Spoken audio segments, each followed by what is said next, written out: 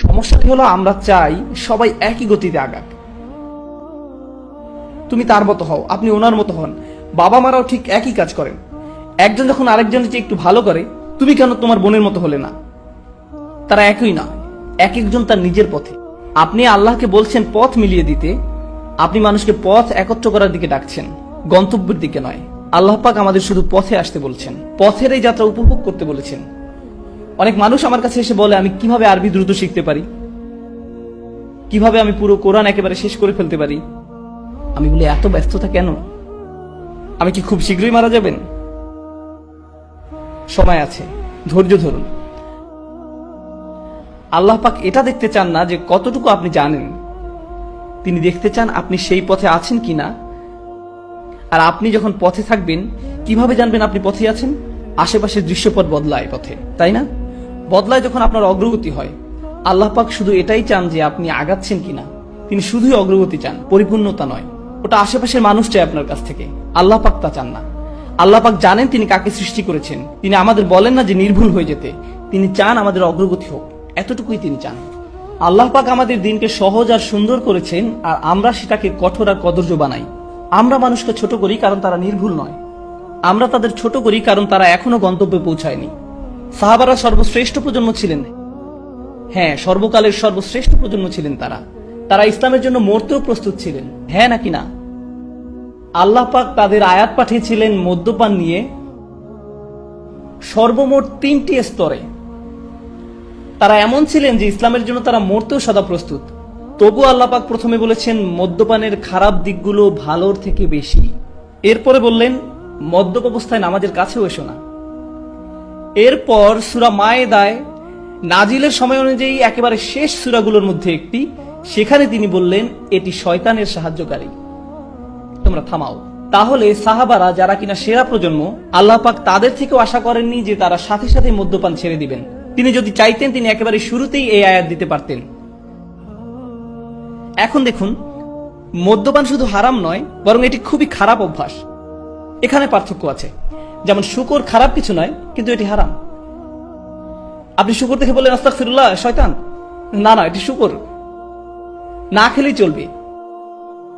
আল্লাহ পাক বানিয়েছেন এটি, এটি খারাপ কিছু নয়। কিন্তু মদ্যপান এটি শুধু হারাম নয়, এটি একটি খারাপ অভ্যাসও বটে। সব সময় এটি শয়তানের সাহায্যকারী ছিল।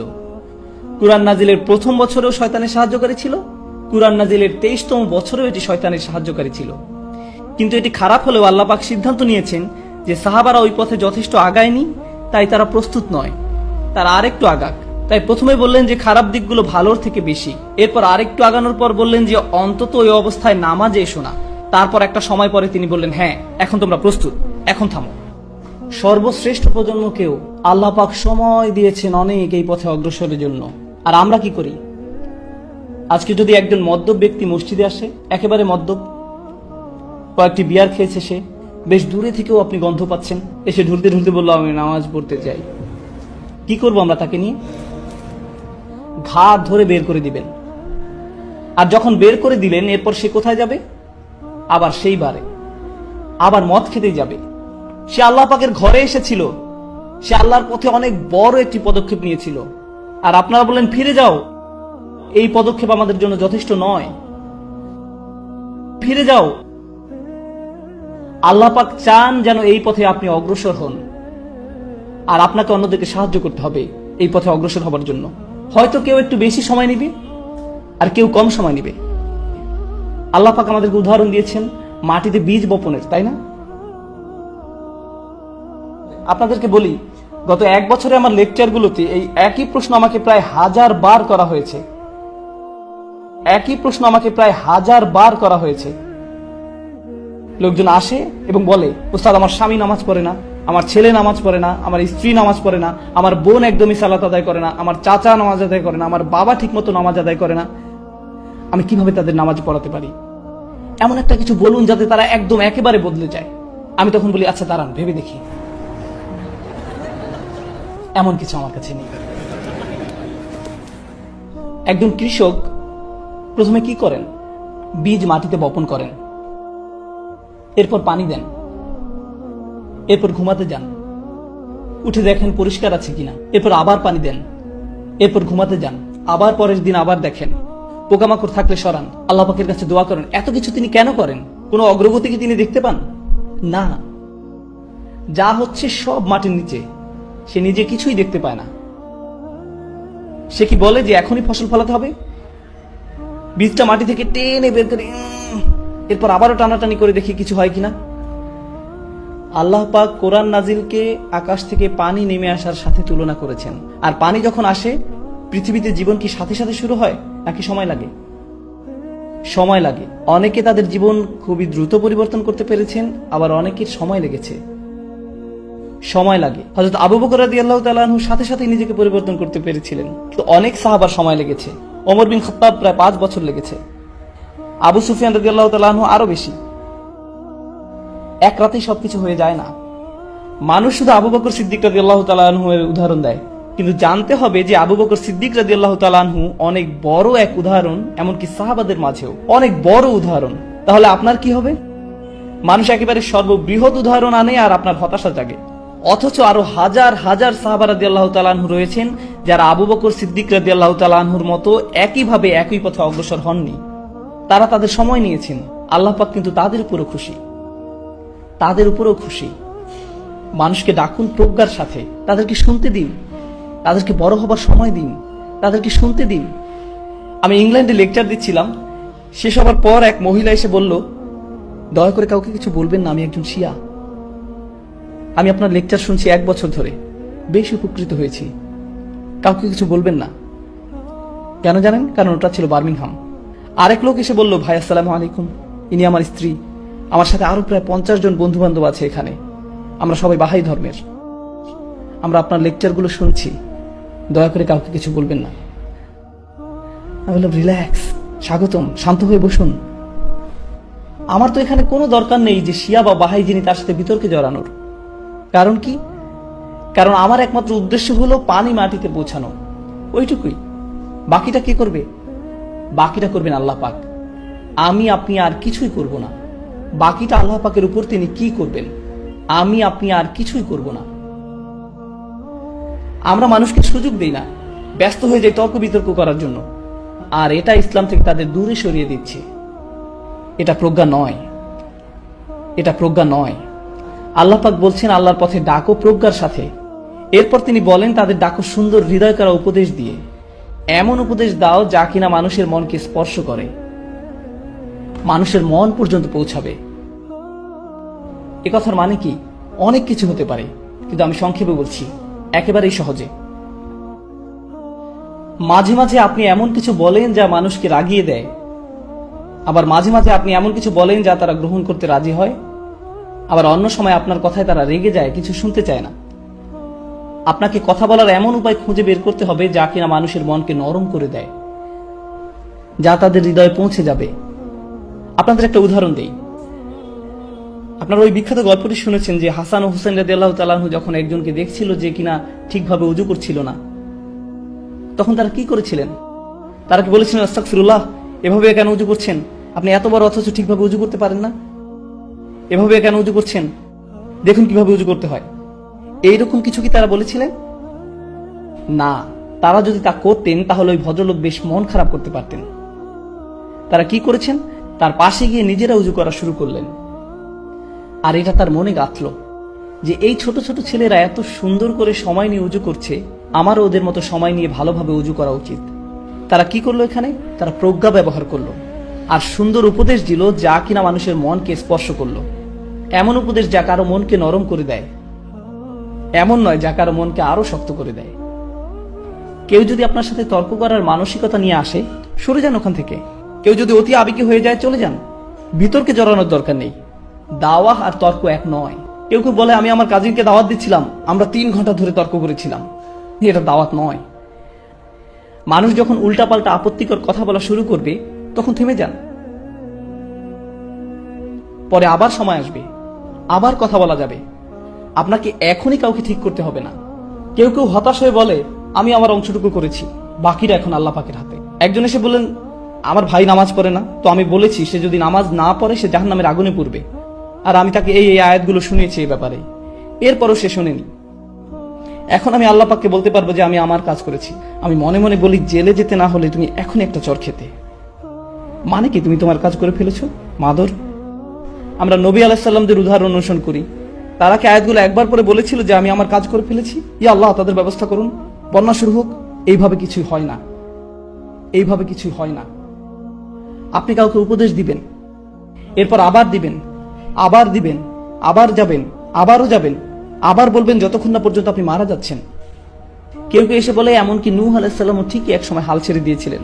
আমি তখন বলি, আচ্ছা আপনিও 950 বছর ধরে দাওয়াত দিন, এরপর হাল ছেড়ে দিন।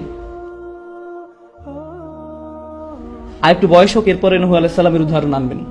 আমরা প্রজ্ঞা ব্যবহার করি না, সুন্দর উপদেশ যা মন স্পর্শ করবে তা দেই না। আপনাদের বলি, হয়তো এ কথা বলার জন্য আমাকে ঝামেলায় পড়তে হবে, পরেও করি না। যখন এখানে এসেছি একটা ব্যাপার আমি খুবই কষ্ট পেয়েছি।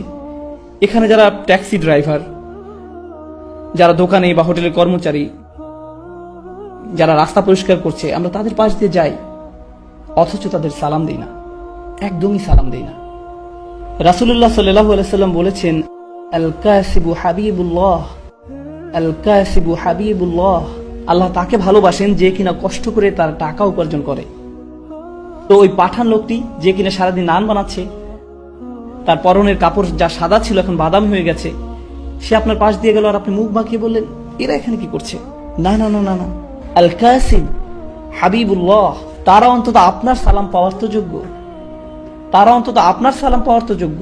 আর আমরা এই একই ধারণা নিয়ে আসছি যে কেউ কেউ অন্য কারো থেকে উপরে। আমাদের ধর্মে এমন কিছুই নেই, সকল মানুষ সমান, সবাই। আর বিশেষ করে মুসলিমরা, সকল মুসলিম একে অপরের ভাই ভাই, সকল মানুষ সমান, সবাই। হোটেলে আসার পর একজন এসে বলল, স্যার আপনার সাথে কি একটু ছবি তুলতে পারি? আমি বললাম যে স্যার কেন বলছেন, আমি তো আপনার ভাই। Okay sir. স্যার ভাই, আমি কি আপনার সাথে একটু ছবি তুলতে পারি? তাদের মনের ভিতরে এই ধারণা ঢুকিয়ে দেওয়া হয়েছে কেউ কেউ কারো থেকে উপরে। এটা ঠিক নয়, সবাই সম্মানিত এই দিনে। আমরা যখন নামাজে দাঁড়াই তখন এক কাতারে দাঁড়াই নাকি? দাঁড়ানোর আগে কি কারো পাসপোর্ট চেক করা হয়? এরপর বেছে বেছে প্রথম কাতারে পাঠানো হয়, জিজ্ঞেস করা হয় যে আপনি কত টাকা আয় করেন, যান আপনি চতুর্থ কাতারে যান। আপনি তো তা করেন না। নামাজও আমাদেরকে এটাই শিখাচ্ছে যে প্রত্যেক মানুষ সমানভাবে সম্মানিত। আর এটা শুধু এই সমাজের সমস্যা নয়, এটা শুধুমাত্র উপসাগরের দেশের সমস্যা নয়। একই কাণ্ড ঘটছে পাকিস্তানে, মিশরে, বাংলাদেশে, ভারতে। আমি নিজের চোখে দেখেছি, এক ধনী পরিবার রেস্টুরেন্টে আসলো, তাদের 12 বছর বয়সী ছেলেটা জানালার বাইরে উকি দিল। তো তখন এক বৃদ্ধ লোক এসে বলল, স্যার চা লাগবে? প্রায় 60 বছর হবে বয়স। আর ছেলেটা বলল, যা নিয়ে আয়, যেন সে 5 বছরে কারোর সাথে কথা বলছে। জি জি জি, নিয়ে আসছি। আমি যদি গ্রেপ্তার না হতাম তো ওই ছেলেকে তখনই ওখান থেকে বের করে আনতাম আর জিজ্ঞেস করতাম উনি ওর চেয়ে কত বছরের বড়। বড়দেরকে সম্মান দেখাতে হয়। কোরআন মুখস্থ করার উদ্দেশ্য কি? আল্লাহ পাকের কালাম শিখা হলো, অথচ এই সকল কর্মচারীদের সম্মান দেখানো আমরা শিখলাম না, এইসব ট্যাক্সি ড্রাইভারদের সম্মান দেখানো আমরা শিখলাম না। তাহলে এই শিখার লাভ কি? কি শিখছেন? কেন শিখছেন? তাহলে আমাদের ধ্যান ধারণা পরিবর্তন করতে হবে। তাদেরকে ভালো উপদেশ দিন, সমান হিসাবে দেখুন, সম্মান করে কথা বলুন। সকল মানুষ সম্মানের প্রাপ্য, সবাই, শুধু মুসলিমরা নয়, এমনকি অমুসলিমও, সকল মানুষই সম্মানের প্রাপ্য। কেন তারা ইসলামের দিকে আসতে চাইবে যখন তারা আমাদের এইভাবে দেখবে? কি দেখিয়েছি তাদের আমরা? তাদেরকে ভালো উপদেশ দিন, সম্মান করে কথা বলুন। মানুষ বলে যে উম্মার সমস্যা হলো রাজনৈতিক, সমস্যা হলো অর্থনৈতিক, সামাজিক সমস্যা ইত্যাদি। আমি বলি সমস্যা হলো প্রজ্ঞার, হিকমার সমস্যা, মাওয়াইজাতুল হাসানার প্রবলেম। এটাই আমাদের সত্যিকারের সমস্যা। আর দাওয়া মানে এই না যে আপনি সবসময় নরম। আল্লাহ পাকের সবকিছু ব্যালেন্সড, সবকিছু ব্যালেন্সড। মাঝে মাঝে কেউ আপনাকে আক্রমণ করে, মজা নেয়, রাসূলুল্লাহ সাল্লাল্লাহু আলাইহি সাল্লামকে অপমান করে, এমন কিছু যখন হয় তখন নরম হবার সময় নয়, কঠোর হবার সময়। আল্লাহ পাক বলেন, উদউ ইলা সাবিলি রাব্বিক বিল হিকমা ওয়া মাউইজাতিল হাসানা ওয়া জাদিলহুম বিল্লাতি হিয়া আহসান। আর তখন তাদের সাথে আলোচনা করো উত্তম পন্থায়, এমন ভাবে যা কিনা তার চেয়ে ভালো। তারা তর্ক করলে আপনি আরো ভালোভাবে বুঝান, তারা রেগে গেলে আপনি শান্ত থাকুন, খারাপ কথা বললে আপনি ভালো কথা বলুন, কারণ আপনি যখনই জবাব দিবেন তা কেমন হওয়া উচিত? যা বলা হচ্ছে তার চেয়ে আরো ভালো কিছু হওয়া উচিত। যখন তারা আমাদের রাসূল সাল্লাল্লাহু আলাইহি সাল্লামকে অপমান করে তখন কি হয়, আমরা কিভাবে জবাব দেই? ইউটিউবে আপনারা মুসলমানদের কমেন্ট দেখবেন এরকম, হে কাফেররা, আমরা তোমাদের ঘৃণা করি, আমরা তোমাদের হত্যা করতে যাচ্ছি, আল্লাহর জন্য গালাগালি। কি সমস্যা আমাদের? ইউটিউবে বাজে মন্তব্য করা বন্ধ করুন। কেউ আপনার কমেন্টকে গুরুত্ব দেয় না। আমাদেরকে এমন মানুষে পরিণত হতে হবে যারা পরিপক্কতার সাথে কথা বলে। আমাদের একটি বৈশিষ্ট্য হলো আমরা বুদ্ধিবৃত্তিক জাতি, আমরা স্মার্ট, আমরা আবেগপ্রবণ নই। কিন্তু এখন পৃথিবীর মানুষ আমাদেরকে আবেগপ্রবণ মানুষ হিসেবে মনে করে, আর এটা আমাদের একটি অনেক বড় ত্রুটি। কারণ আমরা এখনো আল্লাহর বই থেকে শিখিনি কিভাবে প্রজ্ঞার সাথে জবাব দিতে হয়। আমরা শুধু জানি কিভাবে আবেগপ্রবণ হয়ে জবাব দিতে হয়। আমাদের নিজেদের অবস্থান উন্নত করতে হবে এবং সুন্দরতম পন্থায় তাদের সাথে বিতর্ক করতে হবে। মানুষকে বিচক্ষণতার সাথে দাওয়াত দিতে হবে, কাউকে সাহায্য করা, উপদেশ দেয়া। জানেন এসব ক্ষেত্রে কি হয়? একটা খুব বড় সমস্যা দেখা দেয়। আমি যখন কাউকে উপদেশ দিচ্ছি, সমস্যা হলো মাঝে মাঝে আমি এটা ভেবে ফেলি যে আমি তার চেয়ে উত্তম, আমি ভাবি তার থেকে আমি ভালো, তাই তার আমার উপদেশের দরকার। আর এটা বেশ বড় সমস্যা, বিশেষ করে আপনি যখন উপদেশ দিতে অভ্যস্ত হয়ে পড়েন। আপনি যে ভেবে বসেন আপনি অন্যদের চেয়ে অনেক ভালো। শুনুন, আমার কাছে এই মাইক আছে, 18টা ক্যামেরাম্যান আমার দিকে ক্যামেরা তাক করে রেখেছে, কিন্তু এসবের কোনো মূল্য আমার কাছে নেই। আমি কোনো অংশে আপনাদের চেয়ে উত্তম নই, আর আপনিও আমার চেয়ে উত্তম নন। শুধু আল্লাহই বলতে পারেন কে কার চেয়ে উত্তম, শুধুমাত্র আল্লাহ জানেন। এসব কোনো মর্যাদার মানদণ্ড নয়, তা হতে পারে না। আল্লাহ কি বলছেন?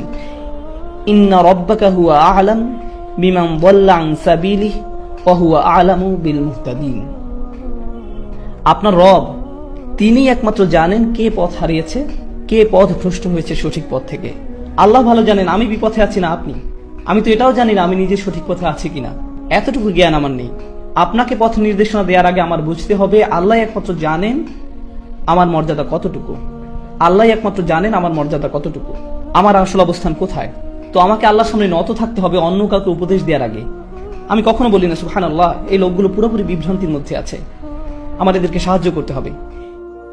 এটা ভাববার আগে একটু থামুন। আমি তো নিজের অবস্থান কোথায় তাও জানি না। আর দ্বিতীয়ত, যখন কাউকে উপদেশ দিচ্ছেন অথচ তারা আপনার কথা শুনছে না, তারা সেভাবে পরিবর্তিত হচ্ছে না যেভাবে আপনি চাইছেন, তাদের কোনো রূপান্তর দেখা যাচ্ছে না, এর মানে কিন্তু এই না যে তারা পথভ্রষ্ট। হয়তো কোনো বীজ বেড়ে উঠছে কিন্তু আপনি তা দেখতে পাচ্ছেন না। তবে আল্লাহ জানেন ভিতরে কি হচ্ছে, আমরা শুধু জানি বাহিরে কি হচ্ছে।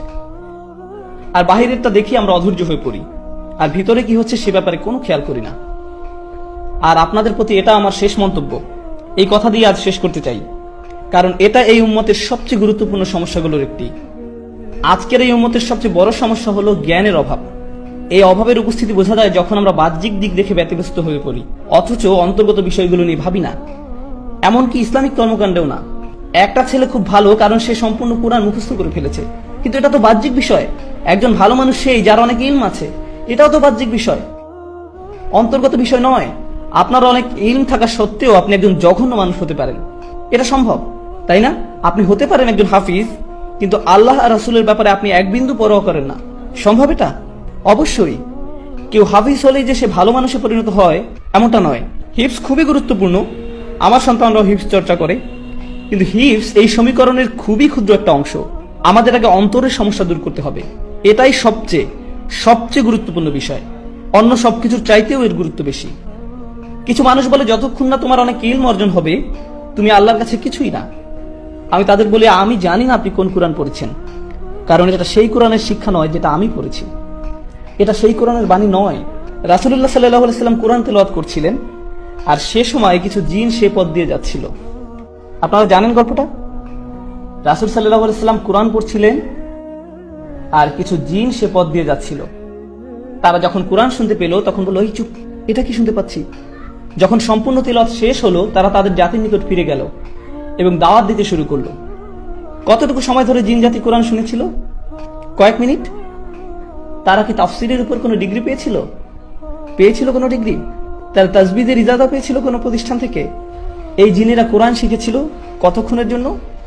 অল্প কয়েক মিনিটের জন্য। অথচ এরপরে কি হলো? তারা তাদের স্বজাতির কাছে ফিরে গিয়ে তাদের আল্লাহর কিতাবের প্রতি আহ্বান জানানো শুরু করলো। আর তাদের দাওয়া এতটা চমৎকার ছিল যে আল্লাহ তা কোরআনের অংশ পরিণত করেছেন।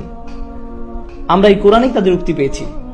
এই জিনেরাকে উলামা, ফুকাহা না, এরা সাধারণ জিন, তাদের প্রজাতির সাধারণ সদস্য।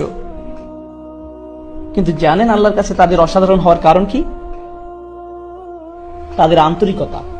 আমরা ধর্মকে জটিল করে দিতে পছন্দ করি, কিন্তু আল্লাহ তার দিনকে সহজ করতে পছন্দ করেন।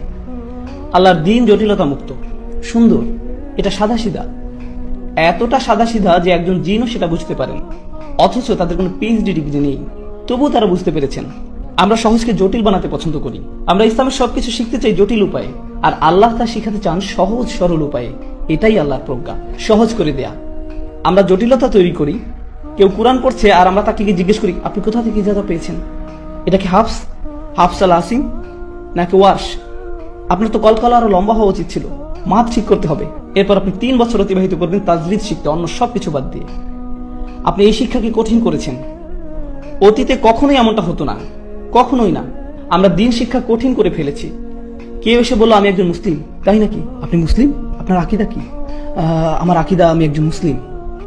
কিন্তু আপনি কি বিশ্বাস করেন? লা ইলাহা ইল্লাল্লাহ। না, মানে আকিদার উপর কোন বইটা পড়েছেন? আমি তো কোনো আকিদার বই পড়িনি, আমি কেবল জানি আল্লাহ এক সত্তা।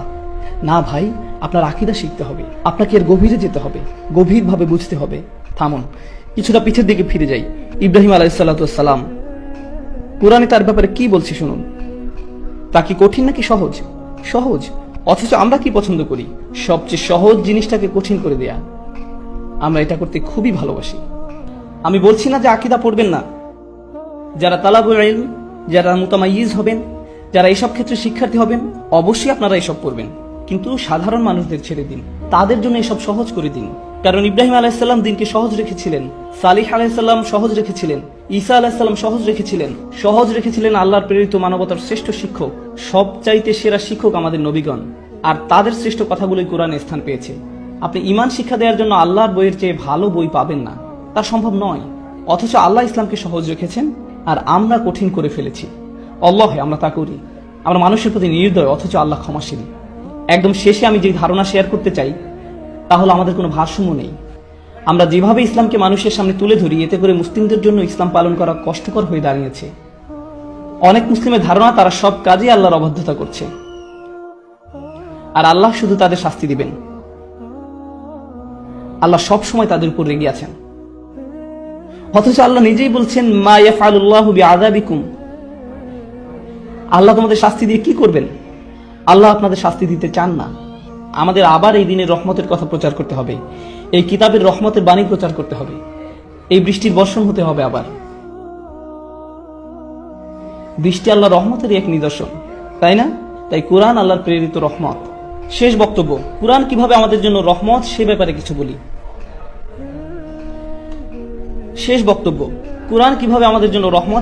কিছু বলি। আমি কাতারে সূরা আর রহমান নিয়ে কথা বলেছিলাম। এখানে শুধু একটা জিনিস শেয়ার করব, শুধু একটা বিষয়। আজকে ফিরে যাওয়ার সময় এই কথাটা ভাবতে থাকুন। সূরা আর রহমান শুরু হয়েছে আর রহমান দিয়ে। এটা আল্লাহর খুবই সুন্দর একটা নাম, তাই না? এটা আল্লাহর সেই নাম যাতে ভালোবাসা আছে, যাতে স্নেহ আছে। আল্লাহর সেই নাম যা রহম শব্দটার সঙ্গে সম্পর্কিত। কত সুন্দর নাম আল্লাহর। বোস্টনে এক মেয়ে এসে আমাকে বলল, আমি ইসলাম ধর্ম ছেড়ে দিয়েছি। আমি জিজ্ঞেস করলাম, কেন ছেড়ে দিয়েছেন? মেয়েটা বলল, সূরা আর রহমানের জন্য। আমি বললাম, কেন? সূরা রহমান আপনার কি ক্ষতি করেছে? সে বলল, সূরা রহমানে আল্লাহ শুরু করেছেন আর রহমান দিয়ে। তিনি বলছেন তিনি ভালোবাসেন, প্রতিপালন করেন, ক্ষমা করেন। অথচ সূরার মাঝখানে তিনি দোজখ নিয়ে কথা বলতে শুরু করলেন। কিভাবে মানুষ সেখানে পুড়তে থাকবে, কিভাবে মানুষকে টর্চার করা হবে, কিভাবে আল্লাহ যিনি কিনা ভালোবাসাপূর্ণ, রহমতদাতা, তিনি কিভাবে মানুষকে টর্চার করেন, তিনি কিভাবে এটা করতে পারেন। আর আমার তার সাথে দীর্ঘ কথোপকথন হয়েছে এই নিয়ে। আমি শুধু একটা কথা বলতে চাই, সূরা রহমানে জাহান্নামের যে বর্ণনা দেয়া হয়েছে তা সম্পূর্ণ কোরআনের সবচেয়ে ভয়ঙ্কর বর্ণনাগুলোর একটি। এই বর্ণনা রেটেড, এতে থাকা গ্রাফিক শব্দের কারণে এবং অত্যাধিক ভয়ঙ্কর বিষয়বস্তুর জন্য। আপনি শুনতে পাবেন এখানে জীবন্ত মানুষকে গরম পানিতে ফুটানো হচ্ছে। যখন তাদের ফুটানো হচ্ছে, তারা অন্য পাশে থাকা আগুনের দিকে তাকিয়ে বলবে, বোধহয় আগুনে পোড়া এর থেকে ভালো। তারা ফুটানো পানি থেকে পালিয়ে আগুনের কাছে যাবে। আগুন তাদের পুড়িয়ে ফেলে তারা ফুটন্ত পানির দিকে তাকিয়ে বলবে, না, আমি ফুটন্ত পানিতে যাব। ও আল্লাহ, কি ভয়ঙ্কর! এই বর্ণনা শুনে আপনি কি ভয় পেয়েছেন, ভীত হয়েছেন একটু? কারণ আমি শুনে যথেষ্ট ভীত হয়েছি। আর যেই মাত্র আপনি ভয় পেলেন, আল্লাহ কি বলছেন, ওয়ালিমান খাফা মাকামা রাব্বিহি জান্নাতান, যে তার রবের সামনে দাঁড়াতে ভয় করলো তাকে 2টি জান্নাত দেয়া হবে। আপনাকে ভয় দেখানোর মূল উদ্দেশ্য ছিল নিশ্চিতভাবে আপনাকে জান্নাত প্রদান করা। এটাই ছিল মূল উদ্দেশ্য। তিনি আপনাকে ভয় দেখালেন আর তারপর বললেন ভয় পেয়েছো, আচ্ছা তোমার জন্য 2টি জান্নাত। সুবহানাল্লাহ। যখন তিনি আপনাকে ভয় দেখান, এর বদলে ভালো কিছু উপহার দিলেন। আল্লাহ হলেন এমন, কিন্তু আমরা এমন না। আমরা শুধু মানুষকে ভয় দেখাতে ভালোবাসি, মানুষকে নেতিবাচক কথা বলতে পছন্দ করি। এই সময়টা এই উম্মতের জন্য এক বিষণ্ণ সময়। এই উম্মতের এখন প্রয়োজন ইতিবাচক বার্তা, আর এর জন্য আল্লাহর কিতাবের চেয়ে ভালো বার্তা নেই। যা শুরু হয়েছে আলহামদুলিল্লাহ বলে। এই শব্দ আলহামদুলিল্লাহ এর মানে হলো আমরা আল্লাহর প্রতি কৃতজ্ঞ, আমরা আল্লাহর সমাদর করি সবকিছুর জন্য। সময় যতই খারাপ থাকুক না কেন আমরা ইতিবাচক থাকবো, কারণ প্রত্যেক নামাজ আমরা শুরু করি আলহামদুলিল্লাহ বলে, যার মানে হলো আমাদের অবশ্যই ইতিবাচক হতে হবে। আমরা বিষণ্ণ হলে চলবে না, নেতিবাচক হলে চলবে না, রাগান্বিত হলে চলবে না, জাজমেন্টাল হলে চলবে না। আমাদের কৃতজ্ঞ এবং ইতিবাচক হতে হবে। এটাই আল্লাহর কিতাবের বার্তা। আমাদের এই জ্ঞানকে মনে ধারণ করতে হবে। আমি দোয়া করি আল্লাহ আজ্জা ওয়া জাল্লা আমাদের উপকৃত হওয়ার এবং অন্যদের উপকার করার ক্ষমতা দিন।